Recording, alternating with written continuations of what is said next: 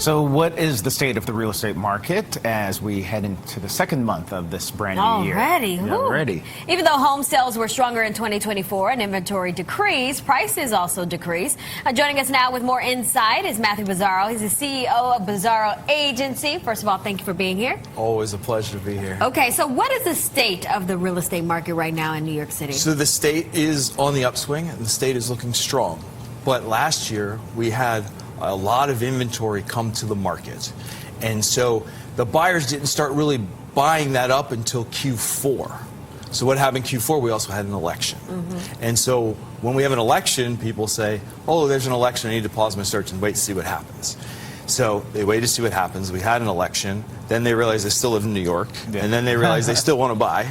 So then that made us extremely busy through Thanksgiving and the holidays this year. And the demand is not slowed down, so there's still, but because so much inventory came up, we still have a lot of supply. So there's a lot of inventory, but interest rates are, the Fed's going to announce tomorrow, probably not going to lower interest rates, but they're around 6-7%. Correct. It wouldn't seem to be the standard buyer's market unless you're just throwing out cash. Correct. Well, interesting thing on that. So we do see a lot of cash buyers, obviously, who are immune to that.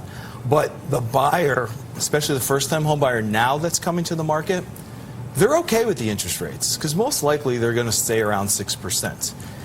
What we were battling the last couple of years was the buyer that had the opportunity to get 3%, they had the opportunity to get 4%, and they didn't make it happen for whatever reason. So they were basically mad at themselves for years and complaining. But the buyers that are on the market now, they're good with that, and especially with rents continuing to increase, it's still in a lot of places makes a lot of sense to buy. So is now a good time to buy? If so, are there certain boroughs that you can get more bang for your buck? There's always the boroughs that you get more bang for your buck.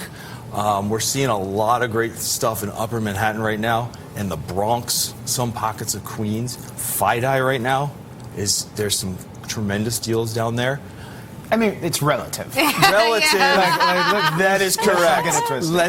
Let's step back. But let me tell you about buying in the winter. Buying in the winter is the most tremendous time to buy. And I will break down why. So one, nobody lists their apartment or their home in the middle of winter to get the highest price. The folks that are on the market now need to sell.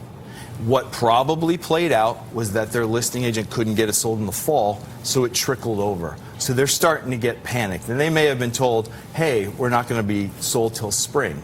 So they're starting to get a little antsy. And bonus, if that is empty, they're paying on two places. Losing money, they're wherever they are now and here. So that is a motivated seller. So you combine that with shopping in the winter when most people don't want to go outside because it's cold. You're competing with less other buyers in a market where sellers want to sell. So people are getting some good deals right now. Yeah, I mean, along those lines, what can buyers do to make buying more affordable? Where I always go first is, and now we're in the beginning of the year, so a lot of the grant programs, city, state, they refresh their funds. So there's a lot of free money out there that we always advise to go at, right? Also, banks are starting to bring back a lot of their first-time home buyer programs, their closing credit programs. They're starting to get more creative to get people to buy. So there's a lot of free money out there. I put some of these websites on my website, bizzarroagency.com. There's a couple blog posts about it. People want to deep dive there. But really the key is to make sure you're working with a real estate professional that understands how to access that money, the programs, the banks, to make it the most affordable it can be. You happen to know somebody. I know a guy. You mentioned closing credits. What is that? So closing credits, so when you close with a loan, especially in the bank is going to have expenses, right? Maybe it's title, maybe it's their bank attorney, maybe it's their fees. And what a lot of the banks are stepping up now is saying we're going to pay part of, if not all of them now. So what's really great about that is because those are out-of-pocket costs for the buyer. So this is money you have to have available in your bank account to pay.